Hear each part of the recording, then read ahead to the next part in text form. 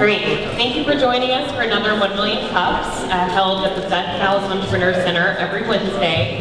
I'm Lauren Finnegan, one of your coordinators, and we have Edna and Christy. If you have any questions at all during the program, you can find us, and our gray shirts will help you. Just a little bit about 1 Million Cups. It's an educational program produced by the Hoffman Foundation to engage, educate, and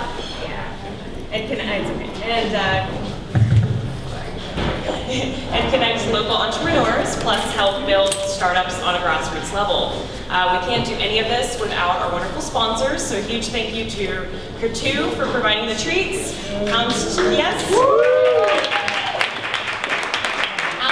For caffeinating us, and to our newest sponsor, RevTech, which they'll come up later after the program to talk more. But first, we'd like to have our first presenter up be Robin. We'll have Bart and Justin. Yes, so everybody please stand up. Give a round of applause.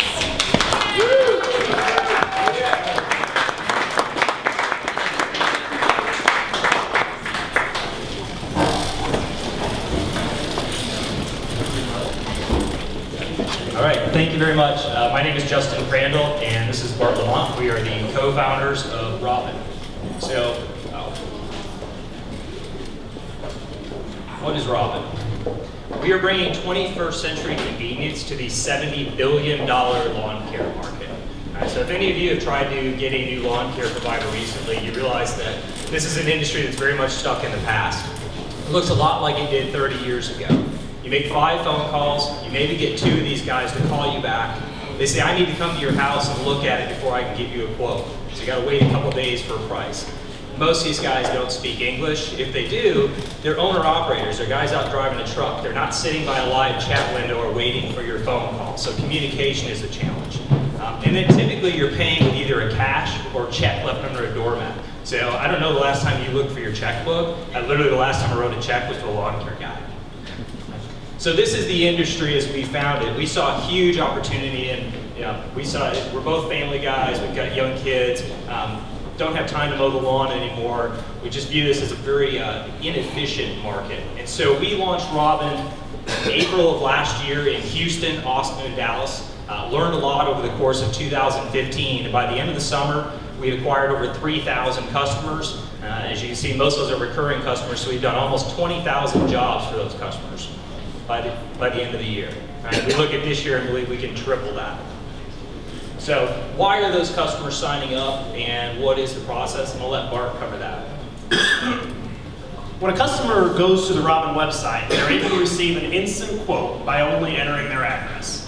Once you have that quote, just let us know how often you'd like us to visit, and you're all set. No phone call necessary. You need to talk to a person. After your service is actually completed, you'll be prompted to rate the service. You're billed by credit or debit card. So as Justin said, no need for check or cash, any of those problems. Your service is backed by our 100% neat lawn guarantee. So if you were to rate it 1 star, our team's reaching out immediately, trying to figure out what happened, why that happened, and oh, by the way, you're not going to pay. So the good news is our crews are wonderful. We actually love our crews. Here you can see some of the many faces of Robin. We've got some of our team here today. If you ask any of them what their favorite part of working for Robin is, they'll tell you. It's Jose. It's João Paulo in Irving. It's Mark and his crew in Austin. These guys and girls are some of the hardest working men and women you've ever met. They're out there working their butts off every day in 100-degree heat, 10 to 12 hours a day. So it's one of the most, I'd say, satisfying parts of our business is actually helping them grow their businesses. Our average crew's doing 30 to 50 jobs per week for us. Everyone loves to compare us to, or call us the Uber for lawn care, but really we believe we're building relationships with these crews. We're not going to send them to 1 job in Frisco, 1 job in McKinney. We're sending them to 20 jobs in McKinney to make their routes more efficient.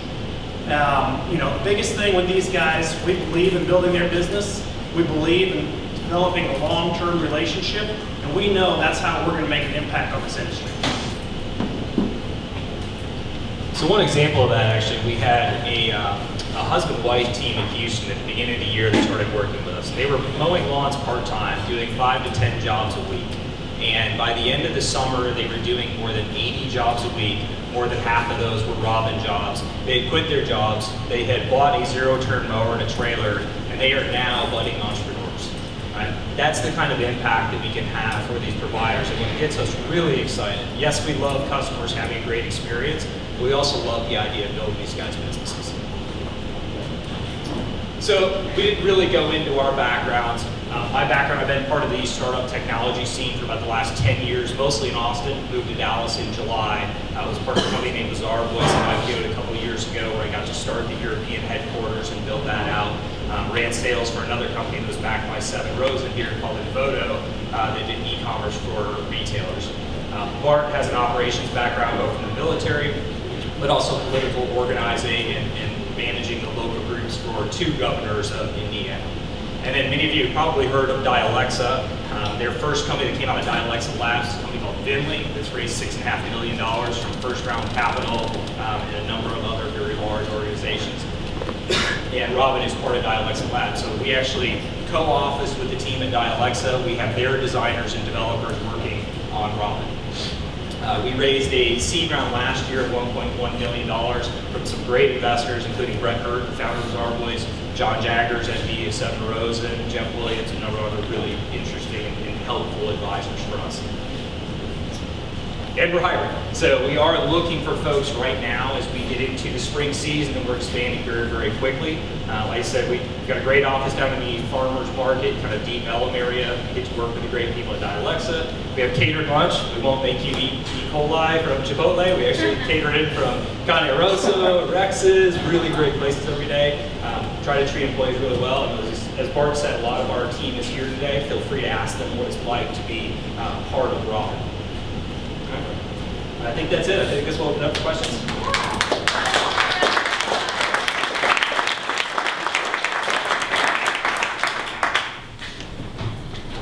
Hello, can everyone hear me? Awesome. We're going to open up the floor for 15 minutes of Q&A. We're cutting the Q&A short since we have 3 presenters today.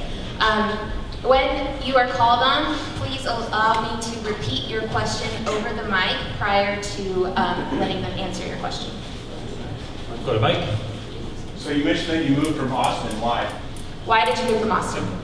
So I moved from Austin mainly because the entire team from Robin was here with Dialexa and Bart. So that was kind of the starting point, but we see Dallas as a huge opportunity for us. Right? I think there's a lot of tech talent here, and while it's maybe not all working in startups right now, the number of great technical people here is pretty strong. And I look at the people that Dialexa's recruited for their team. Don't tell me you can't recruit great people in Dallas. It's also lower cost, right? So we are going to be an operations-intensive business. We are going to have folks that are working the phones and email. It's much more cost-effective to build a business here than in the Bay Area. Awesome. Ooh, sorry. We have our wireless mic back. Please allow me to bring you the microphone prior to having your question answered.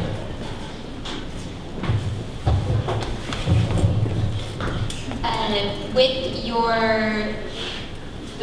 the people who are doing the lawn care around the places that you guys are in, how are you controlling the customer experience on that end? Yep, so when we bring on a new lawn crew, we always start them with a few test drives. Well, actually, first we do an interview. So we'll actually have a conversation with them about why are you in the lawn care business? What are you trying to accomplish?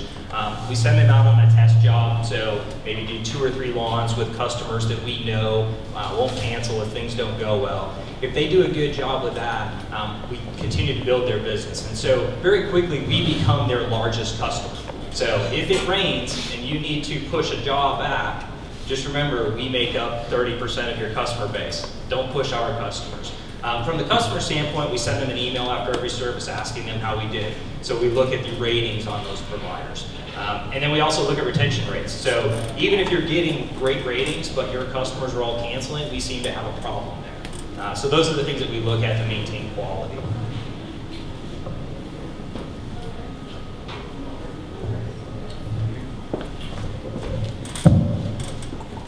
So what do you do to make money? You take a cut of the jobs, or is there some other engagement that you do, like with corporate corporations, larger companies, things like that? So our revenue model is very clean, very similar to an Uber or a Handy, for example. So we are setting the pricing, we are doing all the collection from customers, and then we take a cut of that. So for basic mowing services, we're taking between 15 and 20%.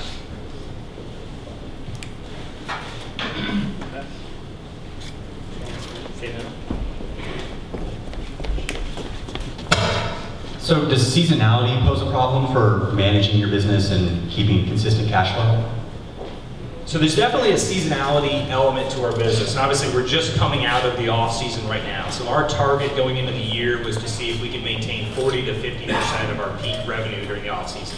We beat that target actually pretty easily, partly because we have add-on services. So we hung Christmas lights this year. We've done mulch replacement. We did a $2,500 tree trimming project. We've got kind of these add-on types of services. No matter what, though, it's never going to be 100% of our peak during the off-season. And so that's where staffing becomes really important. So we use interns and call center folks, and we can ramp our variable costs up and down depending on how the market goes. And very similarly on the provider side, right? So the importance of not having full-time employees is that with contractors, we can bring more on or take more off if we need to based on that demand. What we try to do, and many of these guys don't want to work during the winter. A lot of them either, they go back to Mexico or wherever, or they have other jobs during the off season. The ones that do are the ones that we give to these add-on services to. Right here.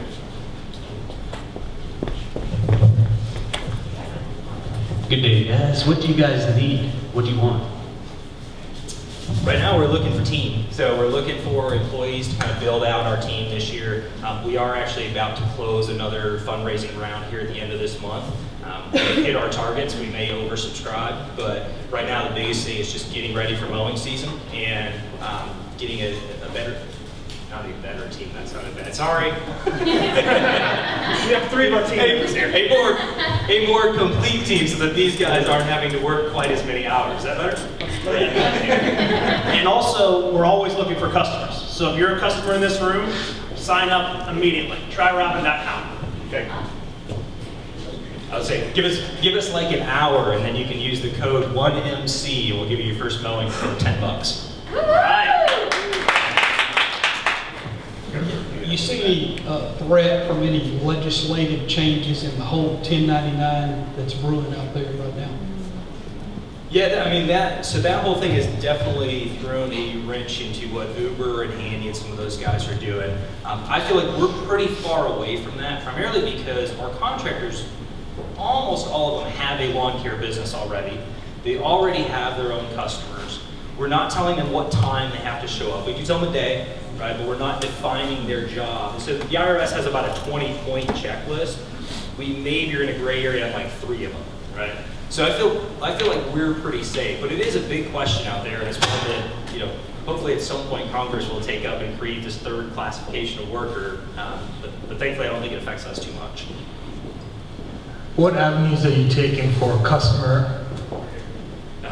What avenues are you taking for customer and team acquisition, contractor acquisition? Yep. So on the customer side, there's a number of different areas we look at, right? We look for customers that are in market, which might be Google AdWords, Yelp, all the typical things like that. We use direct mail actually fairly effectively.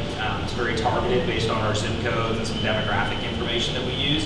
But ultimately, the biggest source of customers needs to be referrals. Right? And so when you're first launching a market, you don't have any customers to refer other customers, so that can't be your initial source of customers. But now that we have thousands of customers, our Robin Rewards program is where we think most new customers will come from. So any one of our customers can refer a neighbor or a friend, give that neighbor a free first mowing, and if the neighbor follows through for 2 additional mowings, then you get $30 off your next service. And that's a big part of our customer acquisition going forward. On the crew side, you want to describe a little bit what you did early on and what we do now? Yeah. Okay. So on the cruise, we started off acquiring the majority of our crews from Angie's List. We'd go, this was last January, February, before we had a single customer. So we started cold calling these guys and ladies. We'd go to McKinney on Angie's List and say, who are the top 20 crews in 75070. The first 1 through 5 probably wouldn't return our calls. They've got their own marketing team, everything like that. But 5 through 20 are all A-rated crews, owner-operators that are hungry. And they're really out there working hard. They just don't know how to attract a lot of their own customers. Quite frankly, they're not very good at cash flow and managing that. So that's also where we really help them. And we found that, we started, our crews range from a business in North Texas that's serving 2,000 of their own customers, all the way down to a 17-year-old kid who's a McKinney High School student that wanted a summer job. So we really, we're using that long tail supply for different types of jobs. You might not want that 17-year-old climbing up the tree in your backyard for a tree trimming, but he can cut your lawn just as good as that business who has.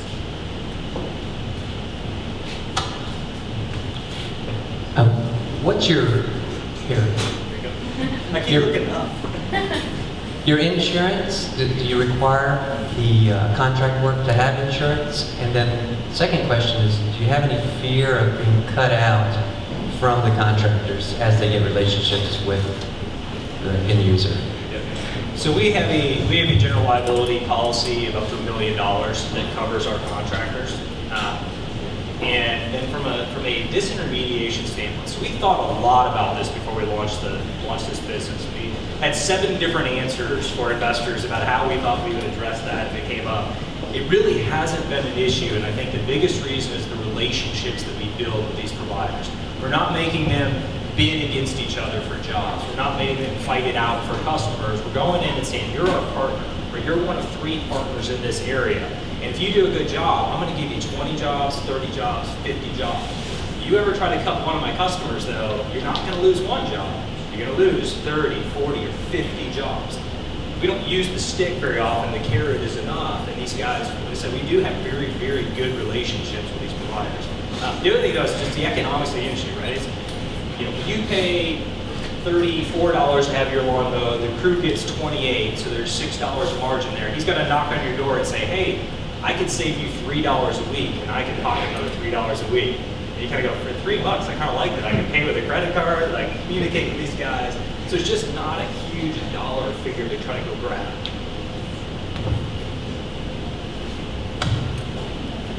Oh, sorry. So I know that you're hiring. Can you be a bit more specific as to what kind of tech talent you're looking for, or what that tech talent will be doing in the grander vision?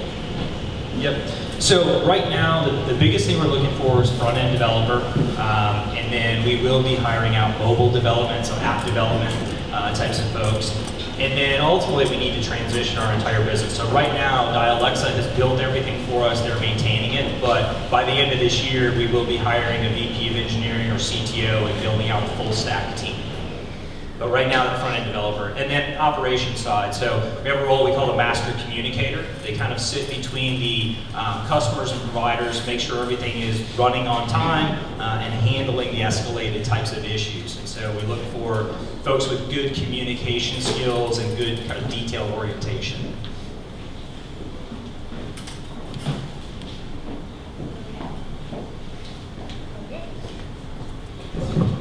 I actually have 2 questions. I was just concerned about the understanding the customer experience. So you talked about how one of your advantages is if you know you have X number of customers in an area, you can take care of the bundling of the jobs, so the contractor only has to go up there once a week versus day after day after day or whatever.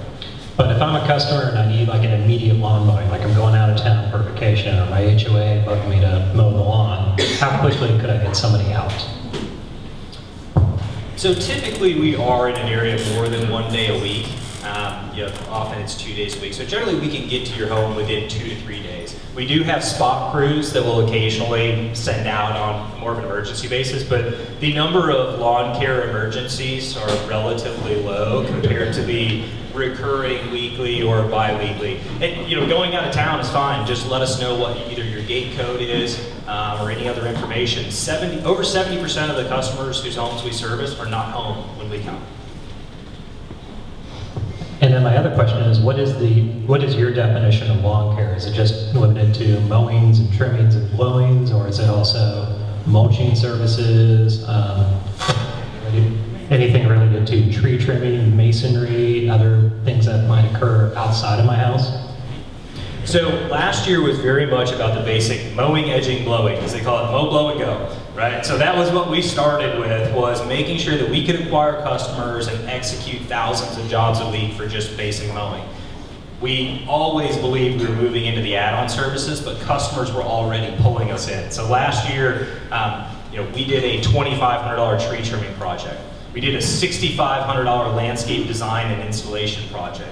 More common though, we do fertilizer. We just actually sent out an email to all of our customers for weed treatment, because the weeds are starting to grow. They always precede the grass. So we're doing weed treatment right now. We do mulch replacements. Pretty much anything outside the home, we believe we can own, right? So that's, if you look at our name, we didn't name ourselves lawn or yard or put one of those types of words in there, because pools look like a pretty good market to me, right? Gutter cleaning, power washing, all of those things fit within what we define as outside the house. Inside the house, you get into a whole different set of complications that I don't know that we'll ever want to take on, but anything outside the house, we can deliver. What's your exit? Last question. I'm sorry. What's your exit strategy? You sound like one of our investors. Potential. Yeah. Look, we don't look at it as let's build for the exit. We're trying to build a great business. With a $70 billion market, there's easily enough revenue for us to create a public company out of this. That said, if somebody were to walk in tomorrow and offer us $100 million, we'd probably take it. If you offered us $10 million, we'd say no. We're going to keep going. And it's who could buy us? Lowe's and Home Depot, a big example. Home Depot's bought Red Beacon. They've bought a company out of Austin named Black Locust. They're definitely inquisitive. You can look at the commercial landscaping space where there's a ton of private equity money flowing through there. In fact, two big PE firms backed a company called Brightview, which is a combination of Valley Crest and Brickman. It's a $1.2 billion commercial landscaping company. And they've dabbled in residential, but never been able to succeed there. Right, so potentially something like that. Even Google and Amazon are getting into local services. They're taking more of that marketplace type of approach. We think that if we can own that outside of the home, we become a pretty interesting proposition for that. So all of those are potential, but ultimately we just need to build a great business. Awesome. Let's give Robin one more round of applause. I do want to recognize our three employees here today: Patrick Berry, Nicole Benziger, and Elizabeth Whitehall. Yay! Thank you, Justin Mark. All right, up next, we have Russell of PLUM. So everyone please stand up and give a great round of applause.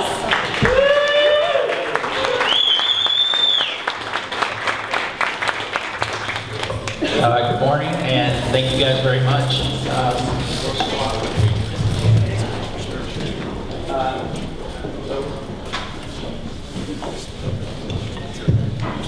Hey guys.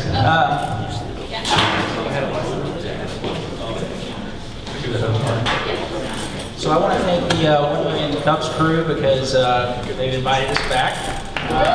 This is our second time here. Last May we did a presentation. PLUM, by the way, I'm Russell, CEO and co-founder of PLUM, which stands for People Like You and Me.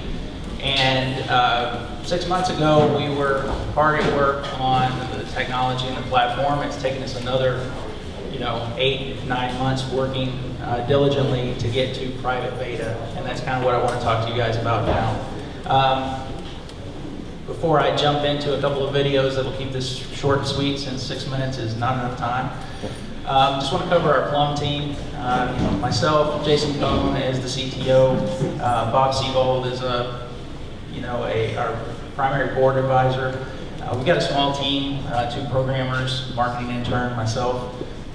We raised essentially a small friends and family, a couple of angel investor round to get us to this point. The primary thing I wanted to cover is that what brought us to the genesis of PLUM was our work in the market research field. We did 15 years of behavioral online market research products. This will be our 7th product that Jason and I have brought to market. First one that's a consumer-based product.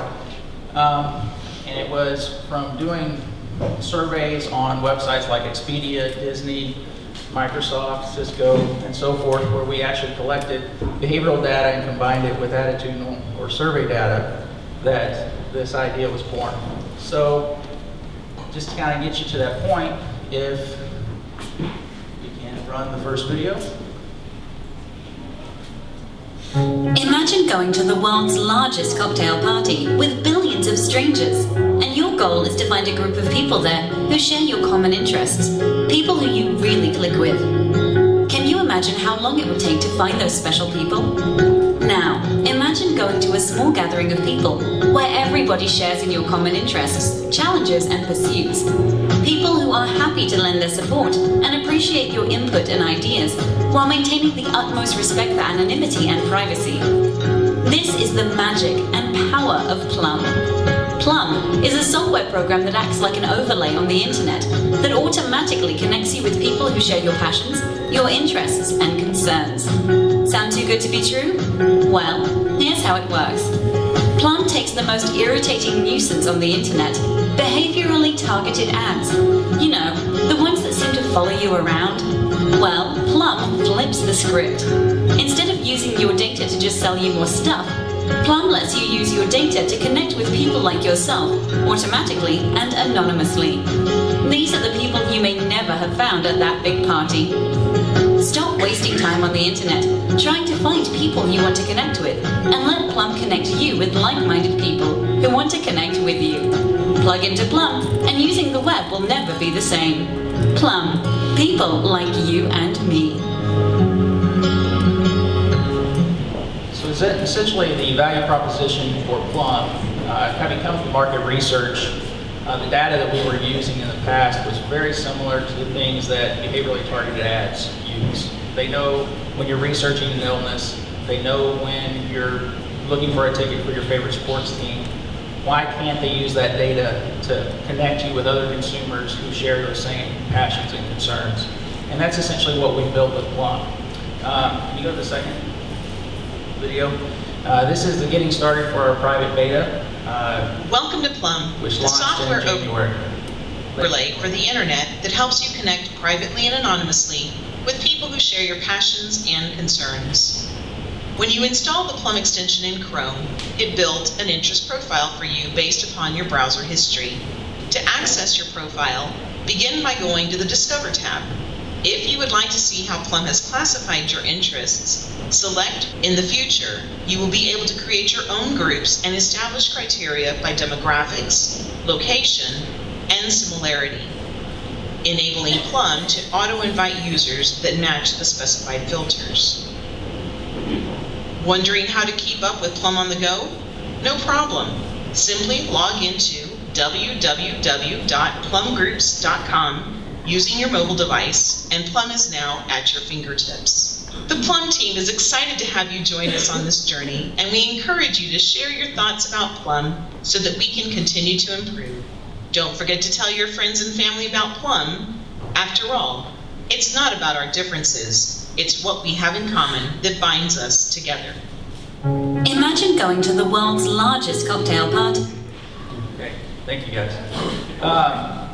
So how you guys can help? I would love you to go and sign up for our private beta. We actually now are also working on not just Chrome, but Opera. We will be working on very shortly what we call our no data version. That will allow you to self-select your interest. That's how we will essentially create referrals and move forward as people build groups. The ultimate goal is for us to use behavioral algorithms to detect your interest and people around you and auto-create groups. These will be around your church, your Rotary Club, and so forth. The other ways you can help, when you do join, if you can, go and actually follow the group on the deck.co and 1 Million Cups. There's actually some helpful information like the bathroom code for the deck that's already posted in there. Unlike Robin, we do not have a ton of investor contacts. We mainly race in the oil and gas field, which is not the best place to be right now. So, any questions? Yes, ma'am.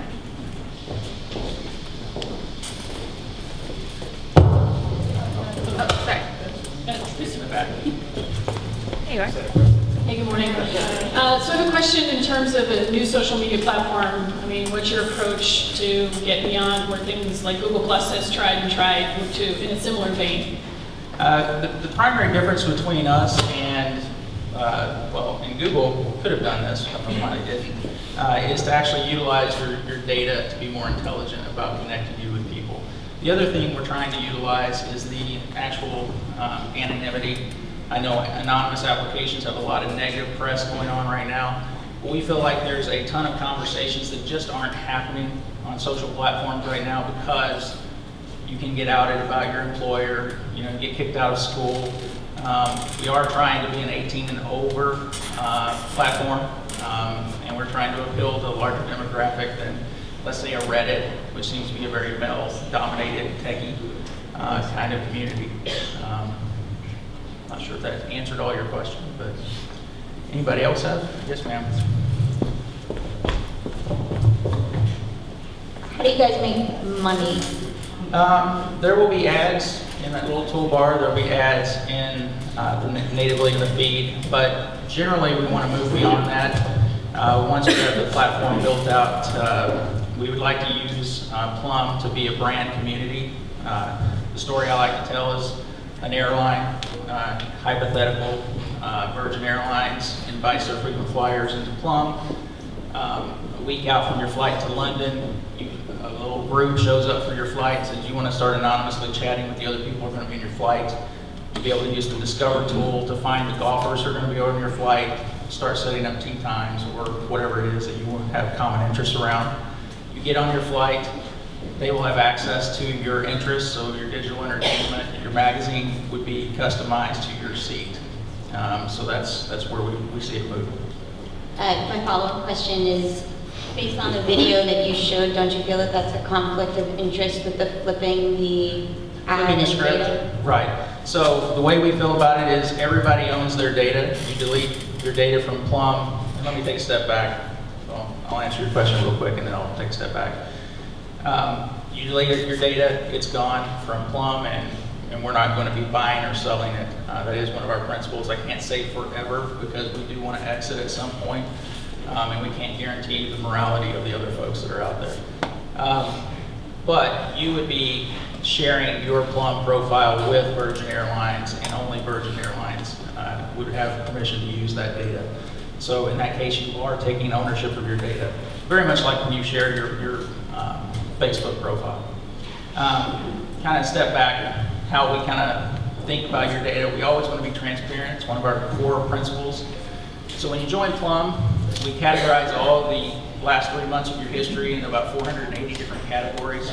We throw everything out that is not spouse safe.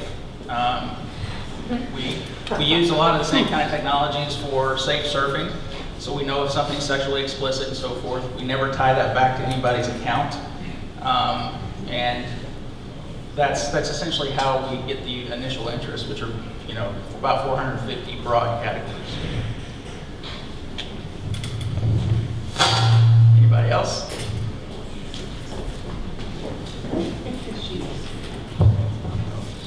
Hello. Can you explain to me the logic behind using a browser extension rather than developing a native mobile app? And a follow-up after that, will your extension work on mobile browsers? So if I have mobile Chrome, will the extension still collect my data? First answer is our expertise was on the web platform, and we had built extensions in the past, worked with market research panels to detect their behaviors to target surveys. That's why we started there. The other reason to start there is just to prove out the concept. We also, mobile applications, there's a ton of them right now. It's very saturated.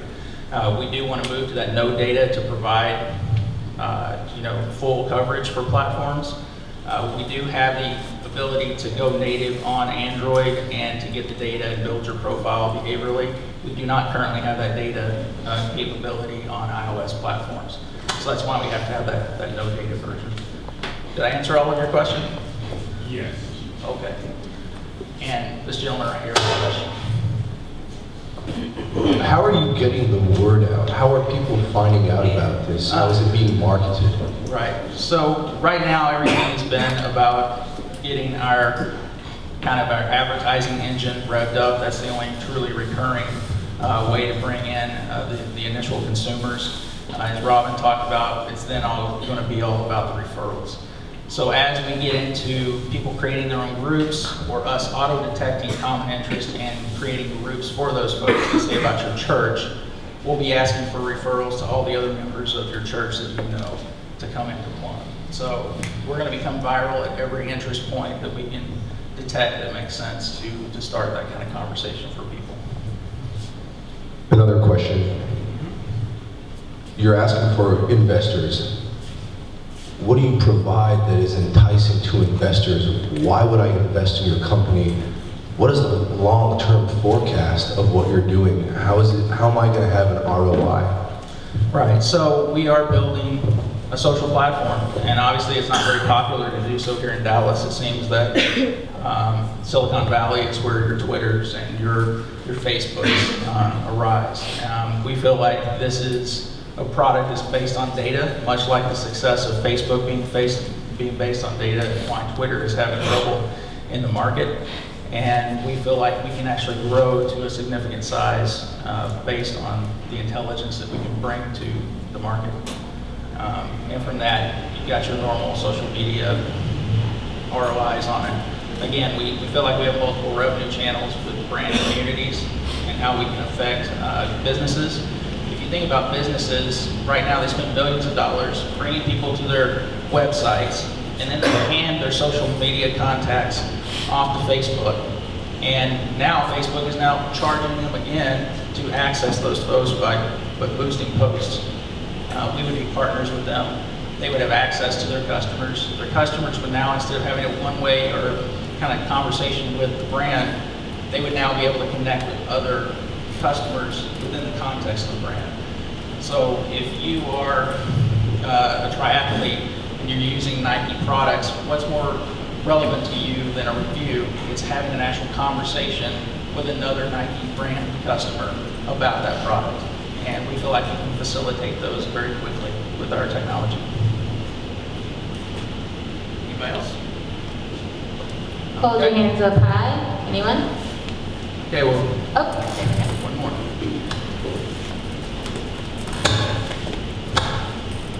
I've often wondered if maybe a good way to connect people is to look at how they spend their money. Is that something that you consider?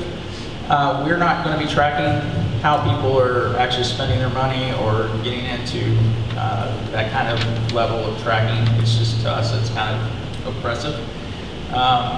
We do go back, and where we're going to get those behavioral algorithms, we do go back and we build essentially a keyword index of the public pages you visit. So right now we know you're interested in football and you're interested in diabetes or cancer, let's say. In the future, we'll be able to go deeper than that. We'll be able to know that it's pro football, Dallas Cowboys, and it's pancreatic cancer, and we'll be able to tie you together instantly with the other 4 people in Dallas who have those same shared interests with you. Yes, sir. Yeah, I have one question. Yeah. With Secret and Whisper being closed down and not being able to either gain traction, as well as with the anonymous just sector in itself, it does have a pretty negative connotation to it. Right. Because it kind of, where there is a lot of great things that come, it does bring a lot of negative and kind of just not the best out of people. So do you see it being difficult to attract investors in the long term, or do you see it being a pretty easy route? I need to talk to more, I guess, tech investors to give you that answer. Like I said, I've gone the oil and gas route, angel route in North Texas, so I can't fully answer that. I will tell you the Silicon Valley people I did talk to, they all wanted to sell the data immediately. So I don't think their morals and ethics are too worried about the anonymous part of it. They just want to make money. And that's not necessarily how we're trying to approach this. There are a lot of things you can do to make anonymous applications better. Facebook, I think I read in England there's 12,000 Facebook crimes that are related to Facebook every year, but we're not talking about that anymore. We're talking about what's happening on after school where Yik Yak or Whisper and Secret. We don't want to market to teenagers underage. We don't think that's a good market. We're not going to allow multimedia into the product. It's got to be about conversations and not about pictures and sexting and those kinds of things. So there's a lot of stuff we can do and how we're going to manage the community. Take a PLUM pledge. We want to give every user the ability to block every other user.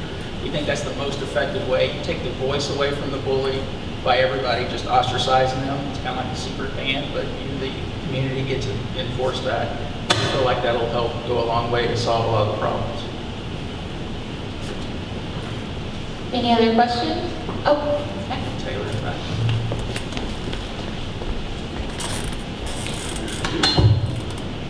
So it seems like one of the features, some paramount features that your service could have is networking people with similar interests. Do you have any type of voice call or video chat features built in? Why is this Mike doing this? Do we have any video chat? Again, we're not going to try to allow those multimedia types of content at the beginning. We have two levels of communication right now. You can use a PLUM name, which is kind of like a Twitter handle, and you can be anonymous on any conversation you join. We may provide the ability for you to provide multimedia at some point, but only if you use your Facebook account, and then we might start looking into things like that. We don't want PLUM to become the place that you go and look at the cool new videos that get posted, which I think is what Facebook has become. And there's just not a lot of real serious conversations happening on the general platforms. Maybe Twitter's got some of that going on, but it's kind of fragmented. Reddit, like I said, is another primary competitor. Yeah, so kind of what I was referring to is, subreddits and people start discussing, you put people on a conference call, kind of aspect. I'm sorry, I couldn't hear you. So I was kind of modeling that question after Reddit, where a lot of people get into subreddits and start having large discussions together with similar interests. So if you could put people on a conference call that never met each other and don't know each other. Gotcha. We do allow you to do one-on-one chats, so if you like what the other person is saying, you can start sharing privately your different ways of talking in real life. We don't think that's our place right now to facilitate that. We've got to get it to where we can really connect people. I mean, our ultimate goal is to have two people with rare illnesses join PLUM and to instantly be connected with each other. And we don't think anybody else is really working toward that goal right now. So thank you. I need to go because we've got another presenter. Awesome. One more round of applause.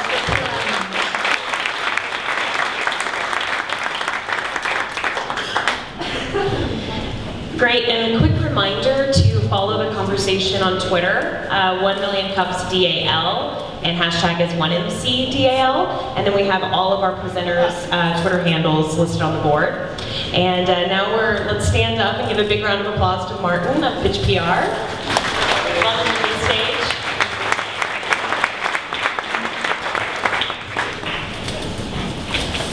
Thank you very much. I'm Martin, HPR. We're a division of TRIS Conflict Relations and PR agency, but we focus on early stage startups and entrepreneurs. So some people may not know exactly what PR is. When I moved from journalism into PR, I was told I was going to the dark side. A lot of people are familiar with terms like publicists that hide when movie stars get drunk and that sort of thing. We do a little of that, but really what we are is we're storytellers. We tell stories about companies and people to specific audiences or publics. Nope. Is that better? Okay, there we go.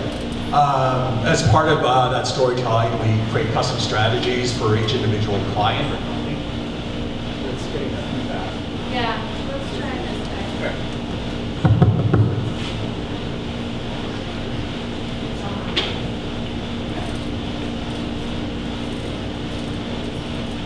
My first time public speaking in like 10 years, so there has to be something on. I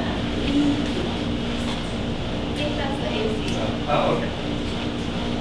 So we have a lot of, can everyone hear me? Okay. There we go. Hold it up. Hello? Hello? Try this one. There you go. Hold it up to your mouth like this. As long as you hold it up, they can hear you. Okay, great. So we have the custom strategies that involves a lot of different tools, tactics, press releases, pitches, infographics, white papers, all these sorts of things you've seen in the media. They're generally coming from PR agencies, not from the journalism outlets themselves. We make money sort of the same way law firms do. We bill on an hourly basis. Usually you have retainer clients. Ideally want to have them for a year or so.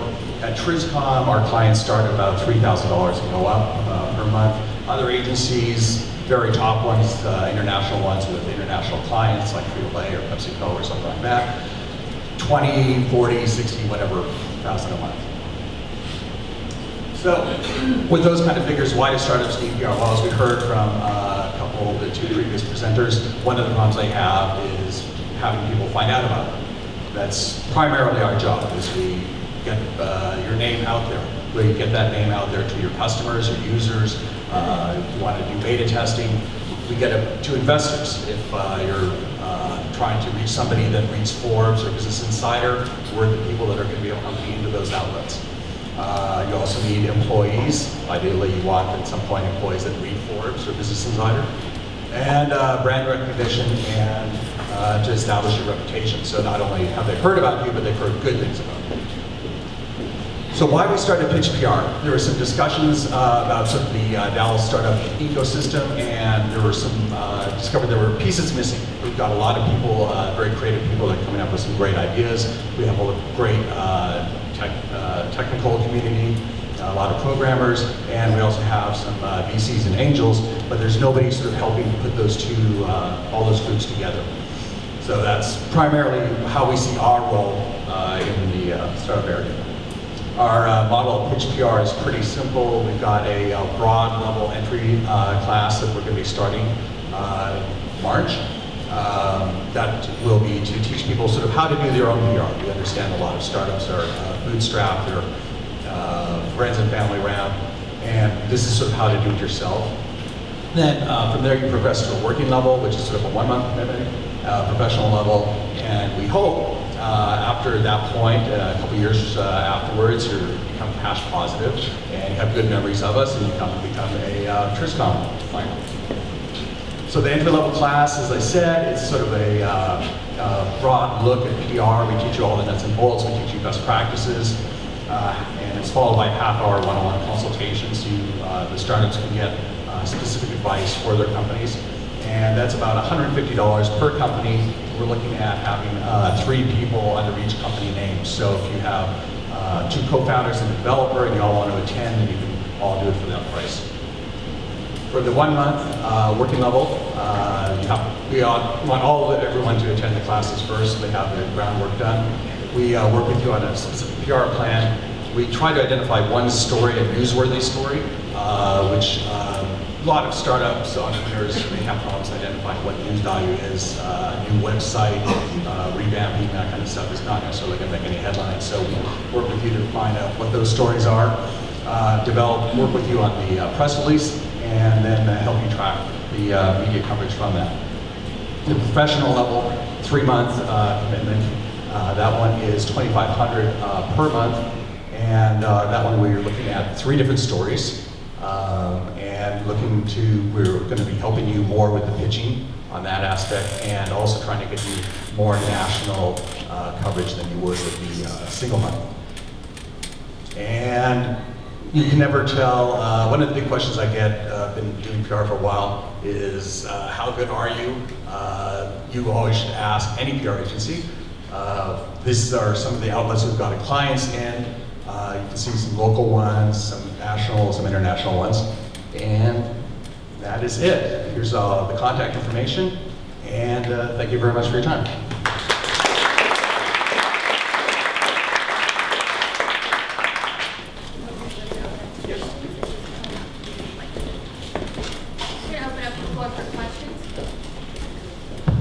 We're going to open up the floor for questions. Again, please let me bring the mic to you. Raise your hand up high. What is one of your most recognized clients? For Pitch PR, we're brand new. We haven't really started quite yet. So we're going to be launching the class. I should have said, I said in March, it'll be March 9th, 6 p.m. here at the deck. And we're going to grow from that point on. Personally, myself, worked probably Liquid Pal is like one I like to reference a lot. I was they were a client of mine for 3 years from their startup at CES in 2010, 2012, something like back then. They went on to win a number of awards, including Popular Science, Best Gadget of the Year. Another one that might be more familiar, it's always a fun one to talk about, is an international online dating service called Anastasia.com. If anyone remembers their ads a few years ago from during the Super Bowl, we had nothing to do with that. We're earned coverage, not paid coverage. A couple of questions, but they are connected. Number one, how long have you been working, or your company has been working with startups? And then number two, what is the return on the investment that your startup clients have seen?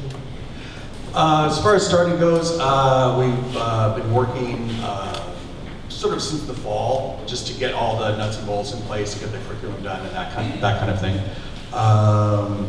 As far as my personal experience with startups, I spent the last 4 years with an agency where we were sort of more an international client base.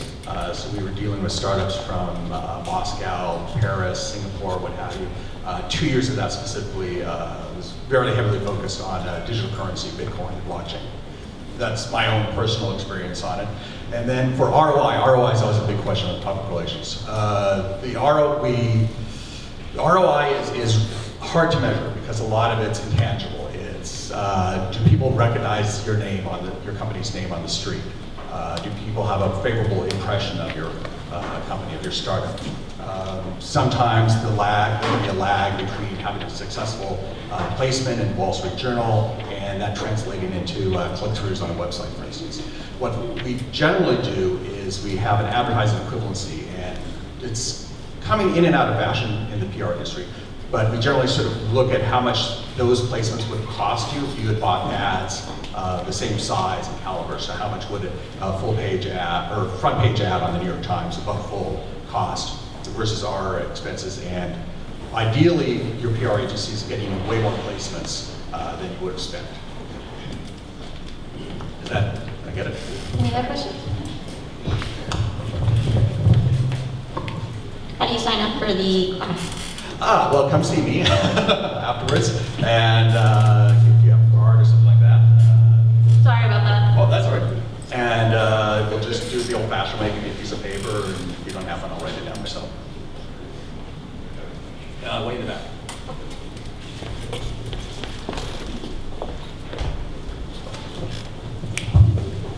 So I was curious, you had it listed as how'd you have it listed as hyper pitch help? Oh, hyper localized. Hyper localized pitch. So yes. Are you preparing people for a pitch scenario or well, pitching is a term we use. Basically, it's like a sales pitch, except we're dealing with journalists, editors, sometimes research analysis, those sorts of people. Okay, for some reason I was thinking you were preparing this company for a pitch for an investor. No. Okay, Yeah. But it's similar to that. And the hyperlocalization refers to rather than sort of sending something general out to Mashable kind of thing, we're digging down and finding very specific local writers that are most interested in your story. And that's really that's sort of what we cover in the class, but that's a major stumbling block with a lot of people in their PR efforts is they just sort of throw things out there and see what sticks. And as a journalist for about 20 or so years, that's like the last thing I want to deal with when I come into the office every day. Any more questions? All right, one more round of applause for Pitch PR.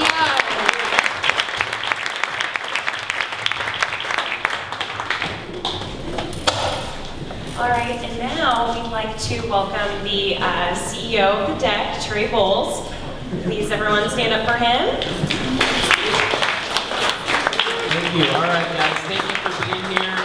I'm Trey Bowles, CEO of the deck. Come by, let us know how we can support you. But since we're running late on time, I wanted to finish today with an exciting announcement. 1 Million Cups has added a new sponsor. for this quarter, and that sponsor is RevTech Accelerator. You'll see them outside this year for them.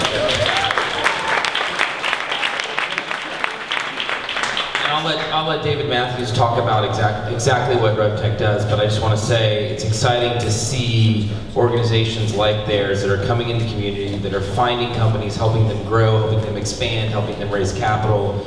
And so we all need to support organizations like RevTech and other accelerators in our community. So will you give a rousing round of applause for David Matthews?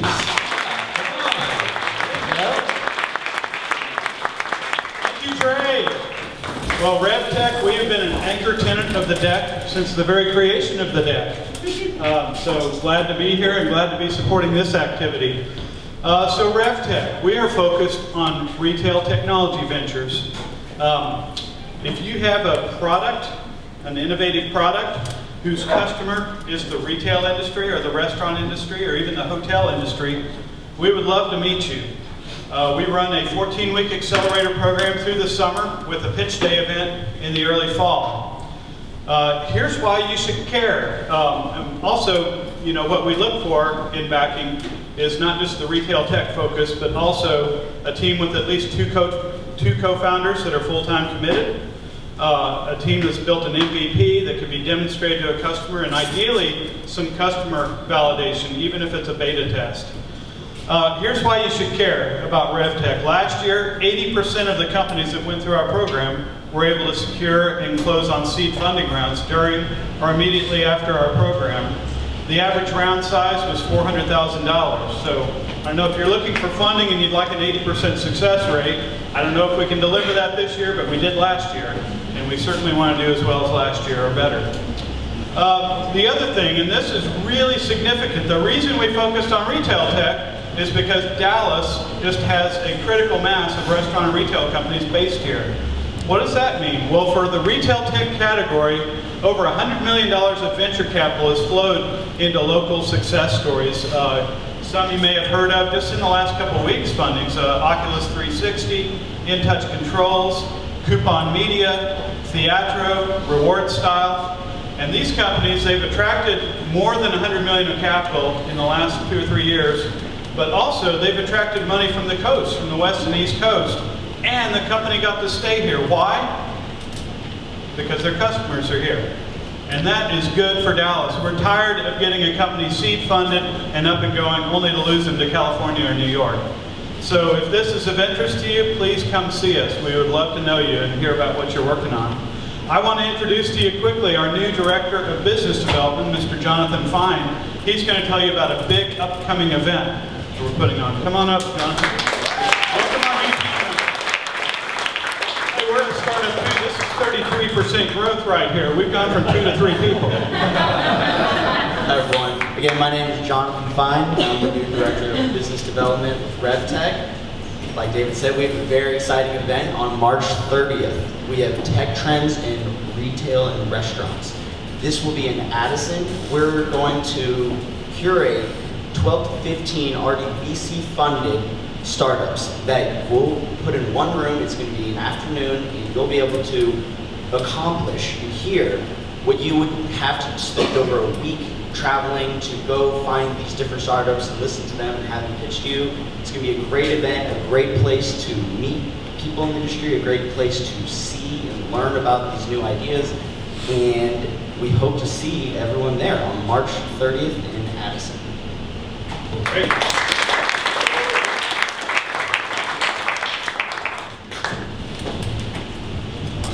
One last word. We're also would love to have your help with sponsorship. So if you have any questions or know anyone that would love to apply, please email us at dallas@1millioncups.com.